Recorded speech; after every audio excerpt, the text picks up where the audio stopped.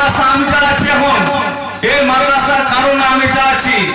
আমি এই মাদ্রাসা ad hoc committee করে, জিয়া আছে, জিয়ার মাধ্যমে অ্যাডহক কমিটি করে চালিয়ে যাব। প্রশাসন আমাদের বাড়ি এখন যে সহযোগিতা করছে, এই সহযোগিতা প্রশাসন যদি আগে করতো তাহলে এতদিন গোড়াতো না। আবার বলছি, দলিল আমার রয়েছে, জায়গা আমার আছে। যদি আপনাদের মনে হয় আপনার জমি নিয়ে নিয়েছি, আপনারা বলবেন ছেড়ে দেবো, ভুল হলে ক্ষমা আমি ছেড়ে দেবো। খবরদার মাদ্রাসা মসজিদের জন্য আপনারা মা বোনগুলোকে যেভাবে সামনে ছেড়ে দিয়ে নোংরামি করছেন, একটা মাথায় মুসলমানের বাচ্চা মূর্তি আপনে হবে। আর একটা কথা বলি, যে সমস্ত মা বোনেরা আপনারা আগিয়ে আসছেন, এর চিন্তা ভাবনা করে আগাবেন। আপনাদের পেটের সন্তান আছে, আপনার পেটের ছেলে আছে, বদদোয়া করছি না।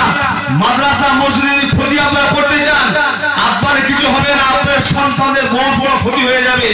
যে ক্ষতির পূরণ আপনারা করতে পারবেন না, বদদোয়া পড়ে যাবেন। আর আমি পরিষ্কার বলে যাচ্ছি, এখানে দলিলে যদি জায়গা না আমার হয়, আমি জায়গা ছেড়ে দেবো। অসুবিধা হলে বলবেন ছেড়ে দেবো, তবে আমরা কোনোদিন কারোর জায়গা মেরে নেবো না। আবু বাবা কারোর মেরে খাই না, আর আমার কাছে মেরে চলে যাবে, ছেড়ে দেওয়া হবে না। আবার বলছি, এই মাদ্রাসায় অনেকে দেখছি মা বোনেরা চলে আসছে। আজকে লজ্জার বিষয়, আমাদের ছেলেরা বলছে, মানে বলতে লজ্জা লাগছে, বলে মসজিদ হচ্ছে না লেন্ডিখানা হচ্ছে। আস্তে খোলা বললি কি ভাই, মুসলমান বাচ্চা লজ্জা নেই তো না?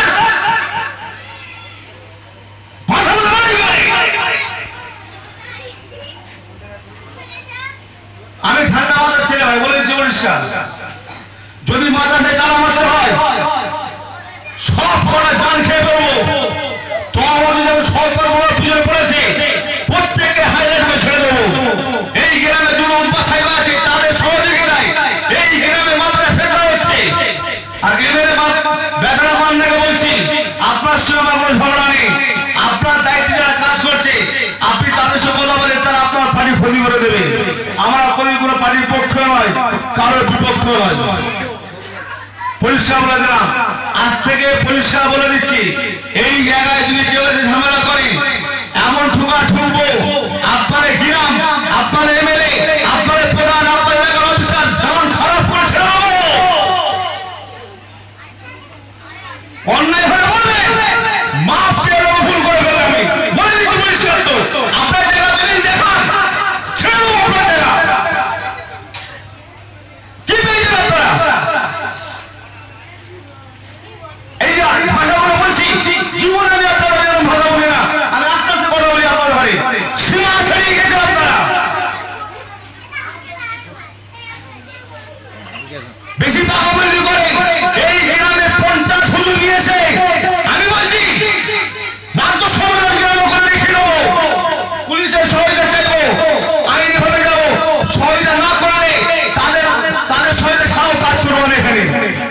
আমি এখানে বর্তমান যিনি অফিসার আছেন, তিনি আমাকে আশ্বাস দিয়েছেন, আমি তাকেও বলেছি, আশ্বাস দিয়েছেন, স্যার আমার জায়গায় যদি হয় আমি নেবো, না হলে ছেড়ে দেবো।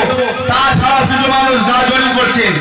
আপনারা 25 তারিখে শুনবেন মাইকে, আগামী 25 তারিখ মার্চ মাসে পুলিশ প্রশাসন থাকা অবস্থায় মাপা হবে।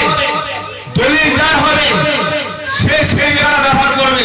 সামনে যে মসজিদে ভিড় দেওয়া হচ্ছে, ফেতনা করার সময় আছে, ওই মসজিদে ভিড় আমরা বলেছি যদি ওদের জায়গায় পড়ে যায় আমরা থামটা তুলে দেবো বলে দিচ্ছি। যদি আমার জায়গায় পড়ে আমরা ঘিরে দেবো।